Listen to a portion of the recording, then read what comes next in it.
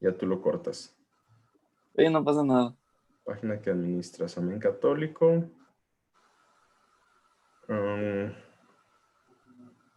Ya vamos tarde.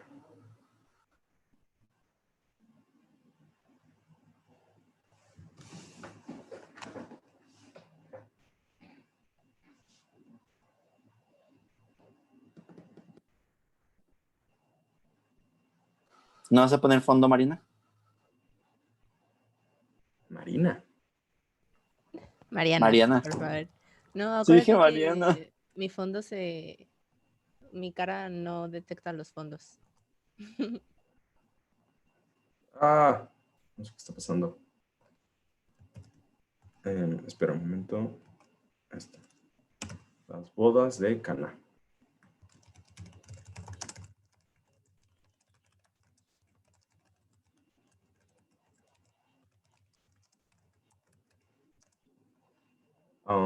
Ok, entonces, Emilio, tú estás abajo, en medio.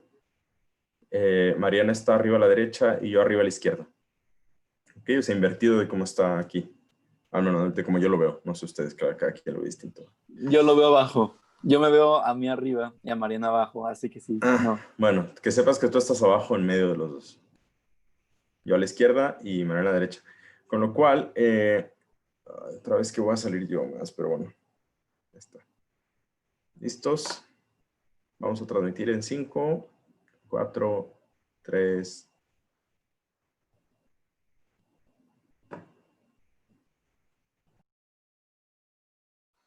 Y volvemos a la normalidad. Súbanse, súbanse.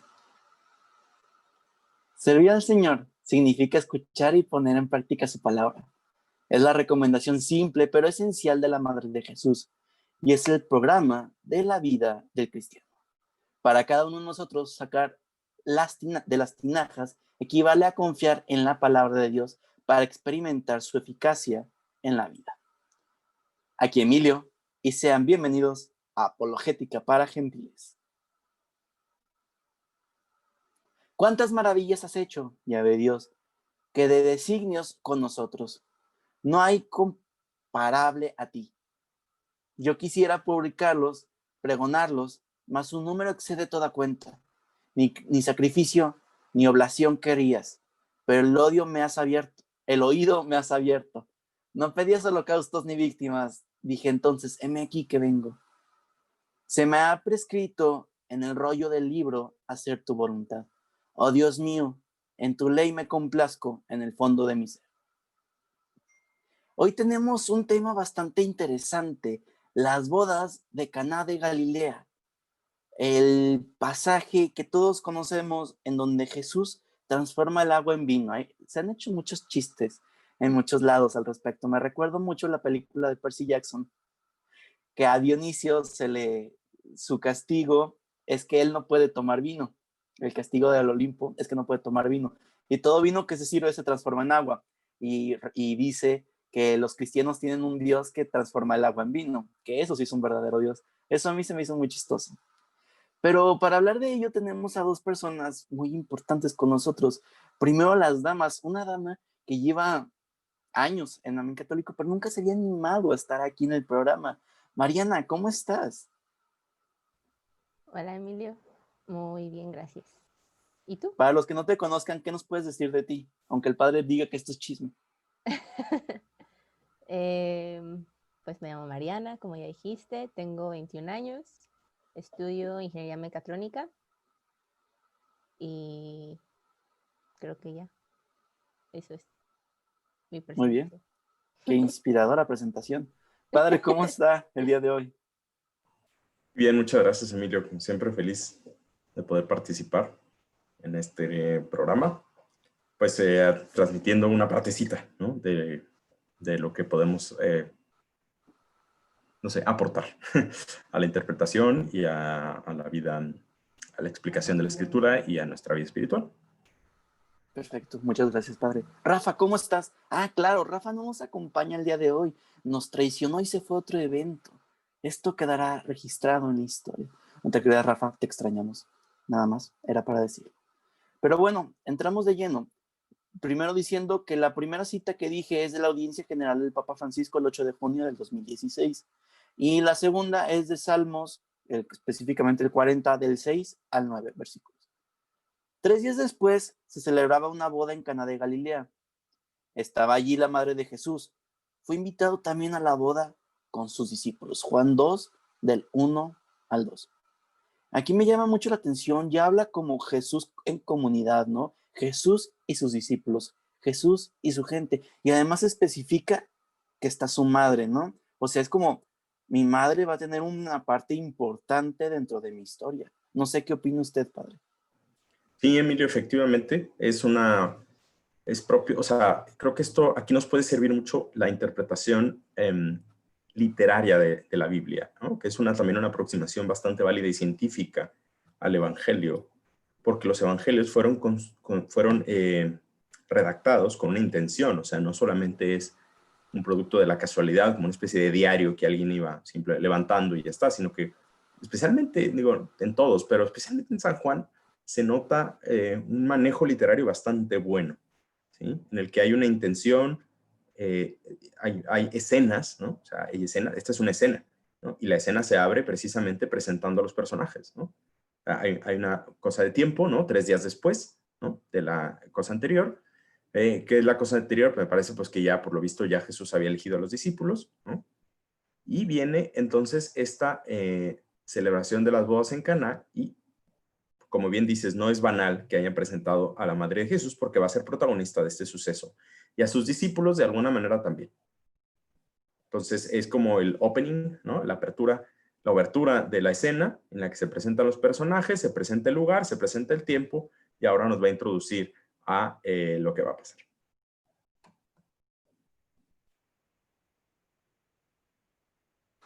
¿A ti te gustaría agregar algo, Mariana? ¿No? Pues ahorita creo que no sé qué agregar a lo que dijo el padre, pero todo bien. Perfecto, siguiente.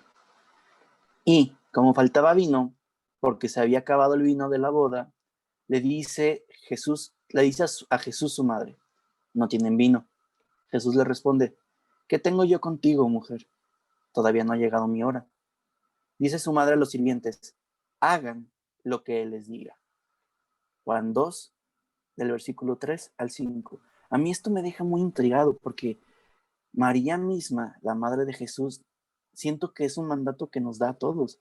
Hagan lo que Él les diga. Hay que hacer lo que Jesús nos dice en todos los aspectos de nuestra vida, ¿no? Padre, adelante, le dejo la palabra. Bueno, es que aquí se presenta el problema, digo, como todo, insisto, estamos siguiendo una relación casi teatral de Juan, ¿no? Entonces se presenta el problema. ¿Cuál es el problema? Están en la boda, como se celebraron una boda en aquellos tiempos, tampoco ahorita tengo muchísima información, pero pues era una celebración, ¿sí? Y obviamente había vino. ¿Sí? Entonces hay varias cosas que podemos notar. Uno, faltaba vino, de acuerdo, pero es interesante que la iniciativa la va a tener María. Por eso decíamos que se presenta porque va a ser coprotagonista de esta historia, ¿no? O sea, María se da cuenta, se adelanta, ¿sí?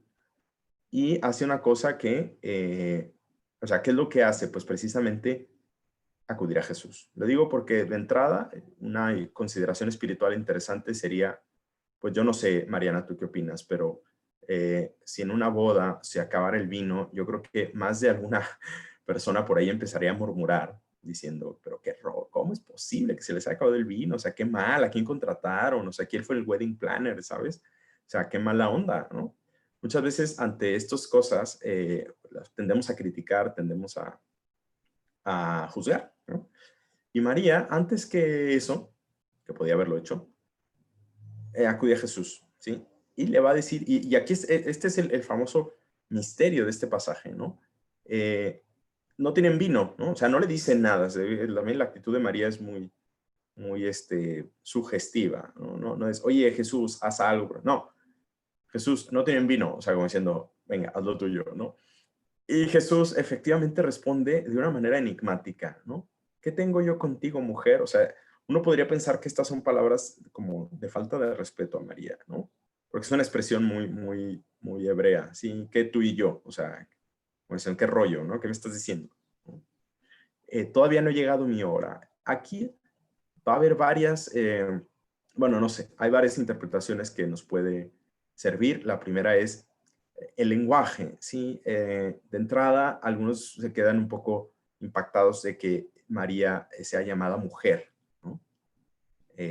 Parecería un poco falta de respeto, ¿no? Pero el término mujer y que no había llegado mi hora va a ser muy interesante a la hora de que, perdón, a la hora de que llegue la hora, es decir, porque más adelante, en el momento de la cruz, es cuando Jesús dice, ahora ha llegado mi hora, ¿sí? Y entonces hay una cierta conexión bastante fuerte en el lenguaje, porque en qué otros lugares del Evangelio Jesús se dirige a la mujer, ¿no? De esa manera, con la samaritana, ¿sí? Pero también con María en la cruz, porque ahí es cuando dice, mujer, ahí tienes a tu hijo, ahí tienes a tu madre, ¿no? Entonces hay una cierta conexión en la hora, ¿sí? Y la mujer, o sea, es esa participación de María en la redención, ¿no?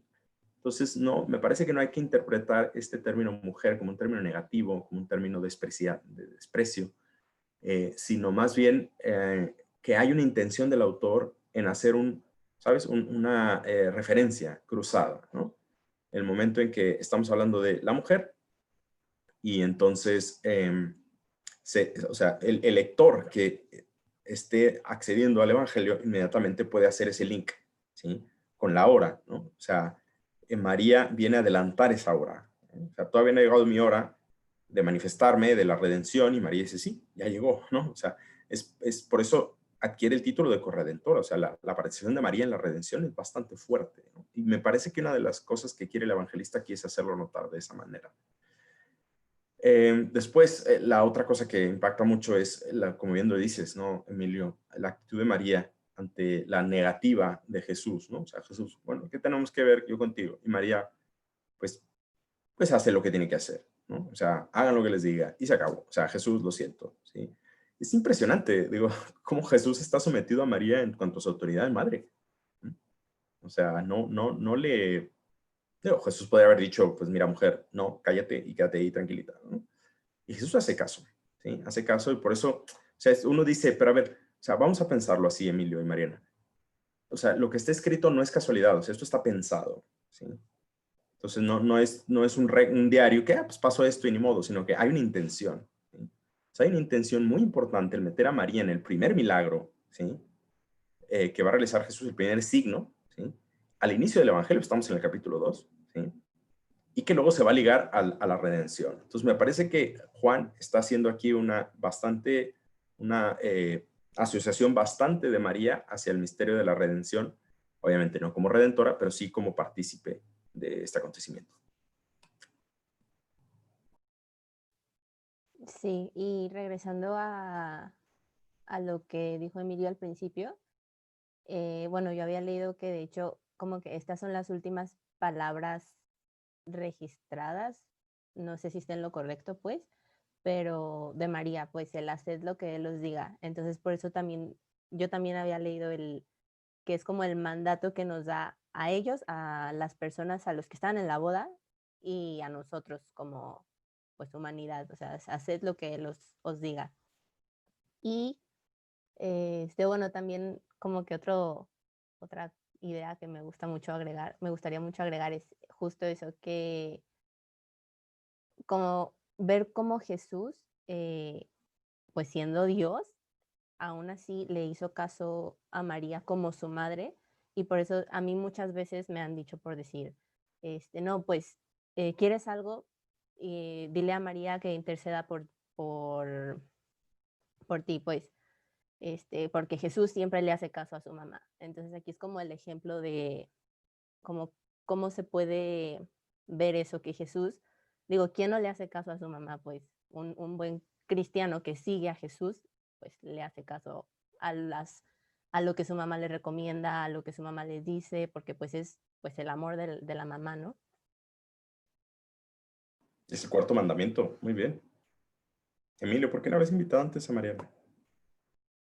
Nos animaba, sí la había invitado. Muchas veces antes. Pero sí, y además también a mí me gustaría agregar, ¿no? Como, o sea, como bien dijo padre, María es la primera que se da cuenta y eso me asemeja mucho a una madre. A una madre que ve lo que le hace falta a sus hijos, una madre que vela por sus hijos, por sus intereses. Y como bien dicen Mariana, iba a decir María, Jesús llega, Es lo mismo. Jesús, sí, María llega y mete en el calendario de Jesús algo que no estaba en su calendario. Ujú. Porque ¿quién no le hace caso a su jefecita? Dijiste una cosa importante, Emilio, que tiene que ver, a mí me gusta mucho esta carta de Juan Pablo II, Mulieres Dignitatem, sobre la dignidad de la mujer, porque habla Juan Pablo II del famoso genio femenino. Me parece que este es un gran ejemplo de ese genio femenino, ¿sí? Hablando de las diferencias entre hombre y mujer, digo, con todo respeto, a quien no piense así, pero me parece muy evidente, ¿sí? Los hombres tenemos una forma de pensar distinta de las mujeres. Yo siempre les hago la prueba en mi casa, vivo con otros muchachos, les digo, a ver, cierra los ojos. ¿Qué había de centro de mesa? ¿Qué? ¿Qué había de centro de mesa? O sea, en el centro de la mesa, ¿qué había? Primero, ¿había centro de mesa? ¿Y qué era? ¿No? Eran flores, eran unas piedras, era una venada, había algo. Y la verdad es que pues casi siempre salimos perdiendo. Porque no nos fijamos en eso. Porque los hombres vamos a lo que vamos, ¿no? Focus, comida. ¿Sí? Yo en centro, en el plato de comida. Y Mariana, que me diga si no, las mujeres son más periféricas, ¿no? Inmediatamente saben, perfecto. ¿Qué había de centro de mesa? Por supuesto que lo saben, ¿sí? Ya lo analizaron y ya lo criticaron y todo, ¿sí? Entonces, María tiene esa actitud, ¿no? Como buena madre y mujer, de tener esa circunspección, no se llama circunspección, perdón, es una palabra mal utilizada, pero de tener esa visión periférica, ¿no? Y de darse cuenta y de actuar, ¿no? Entonces, creo que es súper importante ¿cómo se llama? Reconocer este genio femenino y ponerlo al servicio de los demás. Porque, insisto, uno puede darse cuenta, pero para criticar. No, o sea, se trata de darse cuenta de estas cosas para ayudar. Que es una enseñanza muy grande que nos tienen que dar las mujeres a los hombres, porque la solución de esto es, muchachos, fíjense en los centros de mesa, o sea, fíjense más en los detalles. Es cierto que por naturaleza somos más distraídos o más enfocados, como quieran verlo, pero es bueno que aprendamos estas cosas. Eso me sirve para decir, mujeres, los hombres no entendemos indirectas. Seguimos. Había allí 6 tinajas de piedra, puestas para la purificación de los judíos, de 2 a 3 medidas cada una. Les dice Jesús, llenen las tinajas de agua, y las llenaron hasta arriba. Sáquenlo ahora, les dice, y llévenlo al maestrala. Ellos lo llevaron. Juan 2, versículo del 6 al 8. ¿Ahora qué dice? Maestresala. ¿Y yo qué dije? Maesala. Una palabra que no existe. Como siempre, Emilio, tú y tus herejías, el adamaísmo y demás. A ver, digo, esto es parte del milagro, ¿no? Hagan lo que les diga los siervos, los servidores, pues muy bien, le hacen caso a María. Me parece que hasta ahorita no saben muy bien qué va a pasar. Pero es interesante, tienen confianza, ¿sí? Tienen confianza y obedecen. Muchas veces esta es la actitud que Jesús va a pedir ante el milagro. O sea, llene las tinajas, uno puede decir, pues, ¿quién eres tú? ¿no? O sea, porque el maestresala es el que manda, ¿sí? ¿Y quién eres tú para que llenemos las? Pero bueno, confíen, ¿no? Quizá, no lo sé, habría algo en la actitud de Jesús, en la actitud de María, que les hace confiar en esa palabra. Y llenan las tinajas, y es interesante el comentario, las llenaron hasta arriba, en latín, usquat sumum, ¿no?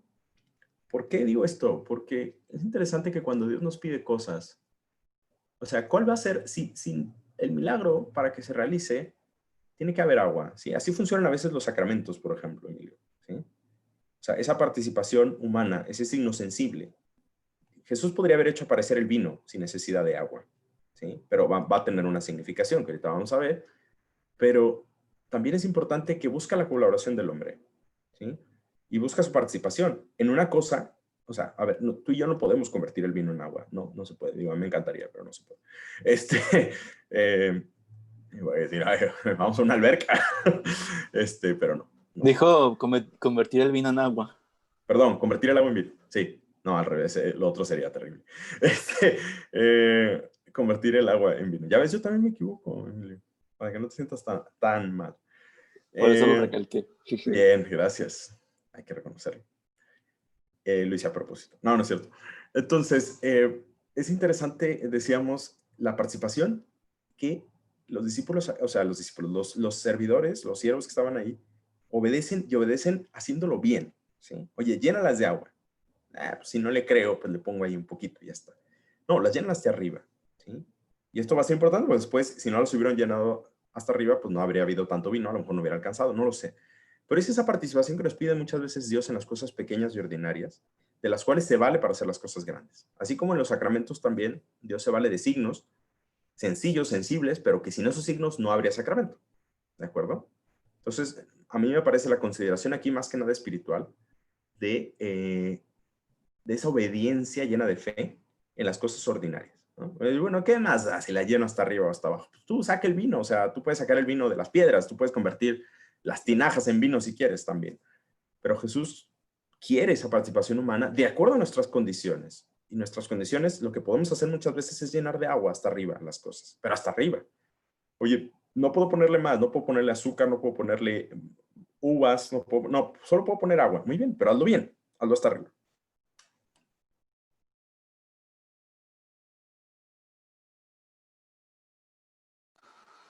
Es que lo dijo como muy inspirado y no sabía si iba a continuar o ya cortó el comentario. Ok. Pregunta, ¿el maestresala es como el el wedding planner Es como el jefe de del meseros? evento. Sí, el jefe del evento, sí, el que se encarga de todo, sí, el productor, no sé cómo se llama ahorita, la verdad es que yo hace mucho que no voy a una boda, como te podrás imaginar. Entonces, Va a oficiar la mía, no se preocupe, padre. si te llegue casas, porque quién sabe. Uh, eso es tema de otro día.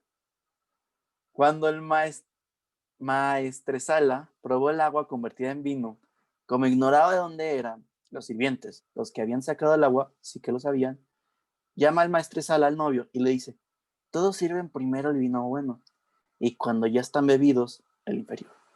Pero tú has guardado el vino bueno hasta ahora. Así en Caná de Galilea, dio Jesús comienzo a sus señales y manifestó su gloria y creyeron en él sus discípulos. A mí me gustaría recalcar, ¿no? Cómo Dios, o sea, Jesús es Dios, sí, pero en general el plan divino se ve como el buen vino que se sirve hasta el final, ¿no?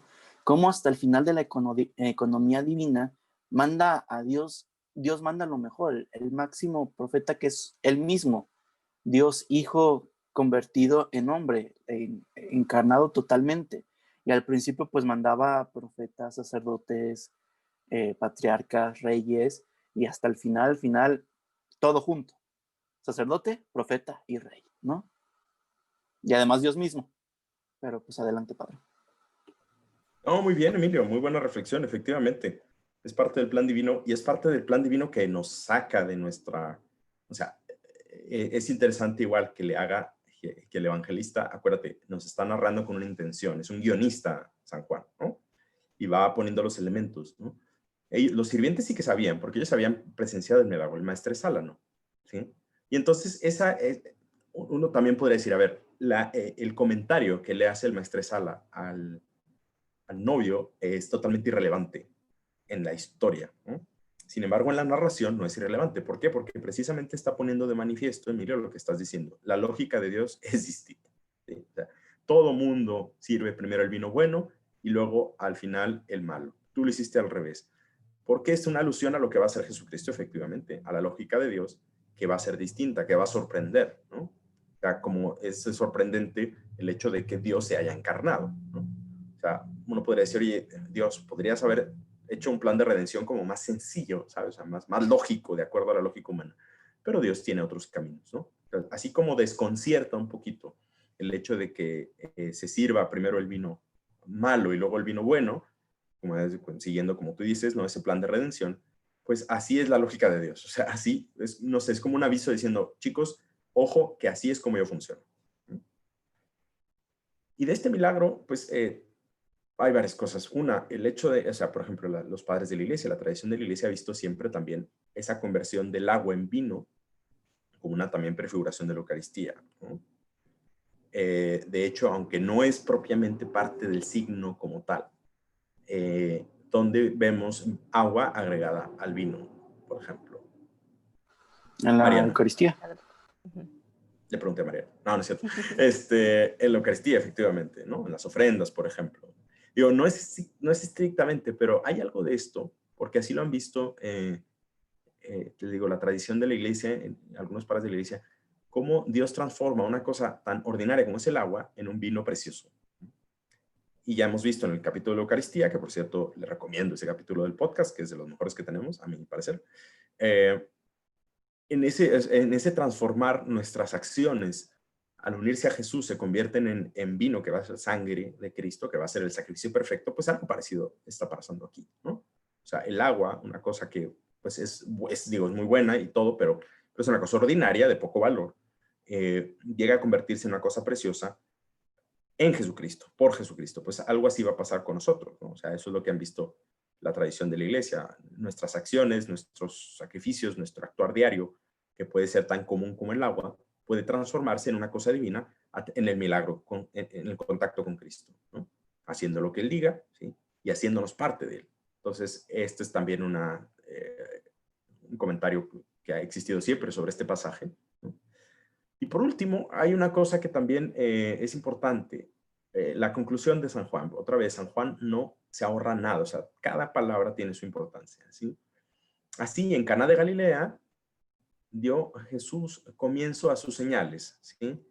¿Qué es esto de las señales? Ojo, porque este es el primer milagro que va a hacer Jesús. En el libro de San Juan, en el Evangelio de San Juan, la palabra que utilizará San Juan no son milagros o portentos o tal, sino va a ser señales, signos, ¿sí? Semella en griego. Y de hecho, en la primera mitad si uno hace un recuento de palabras, cosa que nos encanta hacer a los biblistas, ¿cuántas veces aparece la palabra signo en los primeros 13 capítulos de San Juan? Muchas veces. Yo ahorita tendría que anotarlo, ya no me acuerdo. Pero, o sea, si uno hace la gráfica, uno nota que hay una gran abundancia de esta palabra en los primeros 13 capítulos. Y en cambio, a partir del capítulo 13, que es cuando empieza la última cena, viene el libro de la gloria, ¿no? Porque se repite muchas veces la palabra gloria y la hora y etcétera, ¿no? Entonces, San Juan tiene muy estudiado literariamente el Evangelio, o sea, está compuesto con mucha precisión. Entonces, Jesús va a dar comienzo a sus señales, dice, manifestó su gloria, conexión con el término gloria, y creyeron en él sus discípulos. ¿Por qué era importante que estuvieran los discípulos? Como notamos al principio, ¿no?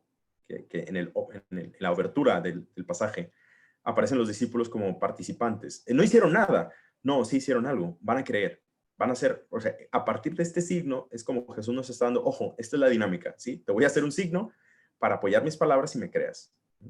Va a salir más adelante en el Evangelio de San Juan muchas veces, no me crean a mí, crean a mis signos, ¿sí? Crean a mis obras. Entonces, aquí los discípulos es el primer milagro que van a presenciar y van a empezar a creer en él como el Mesías. Por eso no es banal que salgan, que estén presentes los discípulos, que hayan presenciado el milagro y que vayan aprendiendo. Sí, también, bueno, yo justo estaba pensando en lo que dijo hace rato, de cómo, bueno, para empezar, no necesitaba, o sea, Jesús pudo haber sacado vino de la nada, pero cómo pidió que fuera agua para convertirla en vino. Y bueno, uniendo así como todo lo que acaba de decir, que creo que voy a terminar diciendo lo que acaba de decir, pero en lenguaje mundano. Este, o sea, como los discípulos estuvieron presentes en este primer milagro y pudieron, o sea, vieron cómo el agua, de ser agua, solo agua, pasó a ser vino y cómo esto de cierta manera hace como de que, ok, acuérdense de esto cuando el vino se convierta en mi sangre en la última cena, por ejemplo, más bien por decir. O sea, como que esto es lo que es lo físico, lo que ustedes pueden ver, crean, o sea, vean que del agua lo puedo hacer vino y digo, es ya como que les va dando la fe, como usted dijo, para que crean en él y pues este vino ya no es vino, este vino ya es mi sangre. Entonces, bueno, creo que sí terminé diciendo lo mismo, pero pues justo también me llamó mucho la atención eso cuando estaba leyéndolo. Y también quería hacer una pregunta, no sé si tenga algo que ver, por decir, no sé si se acuerdan hace poco en los evangelios, que se hablaba de la boda, una boda, y que era como el signo, no sé si se diga, del reino de Dios, y que hace ¿En un poco podcast pasado te refieres? hubo un podcast y hubo también el evangelio de hace unos días, no me acuerdo exactamente cuándo, Hace unos 2000 años pero más o menos. no, no, bueno, pero como si esta boda tenga algo que ver con las bodas, como lo que se ¿Del Cordero? significan las bodas en la Biblia. O sea, bueno, yo tenía entendido que una boda era como la representación del reino de, de Dios, y que las personas, ay, es que no me acuerdo exactamente cómo era. Yo Aquí creo que te para, refieres más bien a la representación que tiene, la relación que tiene la alianza con las bodas. A lo mejor es ajá, eso, sí, sí, Mariana. sí. Sí, porque, o sea, la imagen esponsal aparece muchas veces, digo, aparece en Apocalipsis, aparece en los profetas, sobre todo en Oseas, ¿no? La relación que Dios tiene con su pueblo es una relación esponsal, ¿no? O sea, la alianza, por eso Oseas va a hacer muchos signos proféticos, algunos bastante en el límite, pero bueno, en los que va a mostrar la idolatría, la infidelidad, ¿no? Representando la relación de Israel con Yahvé como un matrimonio, ¿no? Entonces sí hay una fuerte, sí hay porque a fin de cuentas el matrimonio es imagen, ¿sí? El sacramento del matrimonio, que eso ya también tenemos un episodio, ¿no, Emilio, de esto? Eh, el sacramento del matrimonio es signo de la imagen, de la unión, perdón, de Cristo con su iglesia. Entonces, sin duda, o sea, me parece que no sé si aquí tenga esa idea, ¿no? De también representar el matrimonio como parte de la alianza. A lo mejor sí, no lo había pensado, podría ser, ¿no? Porque casi siempre, otra vez, o sea, nada está de casualidad en el Evangelio, ¿no? Entonces sí podría ser que haya algo de eso precisamente al inicio y que una de las señales sea precisamente en una alianza esponsal, ¿no? La celebración de una alianza como es el matrimonio. Entonces, de que se me vuelve la idea, Cristo nos invita a nosotros a participar de la naturaleza divina, ¿es correcto, Padre? Así es. Dios Bien, a través, en Cristo, pero sí, Dios, sí. sí, sí, sí. ¿Por qué no vemos el vino como la naturaleza divina y el agua como la naturaleza humana de nosotros? Y cómo Cristo nos llama a convertirnos, Él, de naturaleza humana, a participar en su naturaleza divina, que es ese vino. Bueno, porque eso sería una herejía, Emilio. No, no es Ah, cierto. ok.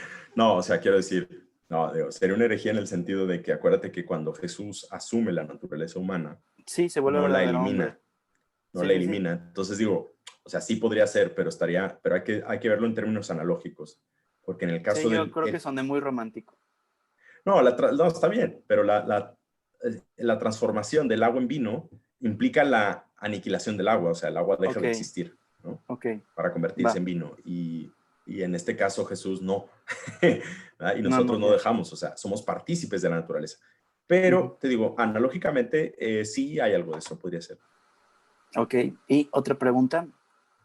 Que las tinajas de piedra que haya utilizado para cambiar el agua en vino, transformar el agua en vino, sean aquellas tinajas para la purificación de los judíos, tiene algo que ver. Dijo que San Juan no pone palabras en vano en sus escritos, y aquí dice que las tinajas estaban puestas para la purificación de los judíos.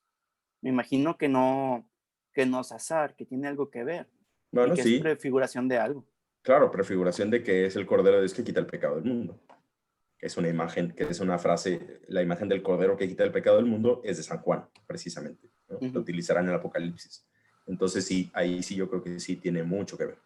Efectivamente. Bien, Emilio, te veo listo. ¿Algo que les gustaría agregar para cerrar? Fue un episodio corto. Sí, Si quiere bueno, agregar algo, sí fue un episodio corto. de las dos cosas, pero sí, digo, no, simplemente remarcar aquí otra vez el papel de María en este episodio, me parece que es muy bonito. O sea, tiene como todo, el Evangelio es inabarcable, ¿no? Entonces tiene una dimensión cristológica, eclesiológica también, pero una dimensión mariana, ¿no? Y es esa, María, a fin de cuentas, ¿no? Es esa participación de María en este primer milagro sea, no es casualidad su participación que tendrá después en la hora de Jesús, en la redención. Y las consecuencias prácticas, sobre todo, Emilio, que es esta, ya es que ya lo dijeron, pero sí es bueno cerrar con esto, decir, pues acudir a María, o sea, es la manera más fácil, rápida, ¿no? Aprovechar esa condición femenina de María, que no es casualidad también, ¿no? Es decir, María es madre y es mujer, ¿sí? Así que se cuida, se fija en los detalles, está pensando en los demás, está pensando en ayudar, pues que podemos aprender mucho de esa actitud para acudir a ella y para imitarla. Y Mariana, discípula de María, ¿algo que decir? No, ni adiós, ni gracias. No, bueno, de agregar a lo que el padre dijo, no, todo, creo que ya no puedo agregar nada, ya lo dijimos todo. Bueno, no creo que todo, pues, pero a mí ya no se me ocurre nada. Todo lo que podríamos decir hasta ahorita. Exacto. No sé. ¿Qué más? A ver, di las redes pues. ¿Dónde nos pueden encontrar? Estamos en Instagram, Facebook y Twitter. Como Amén Y YouTube. Y YouTube. Como Amén Católico. Síganos. Si nos están viendo a través de Facebook, también los invitamos a que nos sigan en nuestro podcast. Y como diría Rafa, evalúenos, pero solo si es con 5 estrellas. Si no, no lo hagan. Rafa, aquí está tu motion pagada. Pagada. Hubiera ¿Te la vas a estado cool. pagar? No, al revés, ¿no? No sé. No sé. Como un cofre, él cuida el secreto de su persona y el fin de su venida. El esperado esposo da inicio a las bodas que se cumplen en el misterio pascual. En estas bodas, Jesús liga así a sus discípulos con una alianza nueva y definitiva. En Caná, los discípulos de Jesús se convierten en familia y en Caná nace la fe de la iglesia. A estas bodas todos nosotros estamos invitados, porque el vino nuevo no faltará más. Audiencia General del Papa Francisco, 8 de junio del 2016. Esto fue Apologética para Gentiles. Un saludo a todos y hasta la próxima. Palpadía el ojo equivocado. Oye, muy bien, Emilio. Nada más antes de terminar la transmisión, pues efectivamente, digo, el Papa está diciendo que sí hay una conexión clarísima entre lo que decía Mariana, entre la boda y la nueva alianza. Entonces, digo, simplemente como para ratificar esto, que efectivamente existe, pero ahí está en el magisterio del Papa. Muy bien. Hasta luego. Ya está.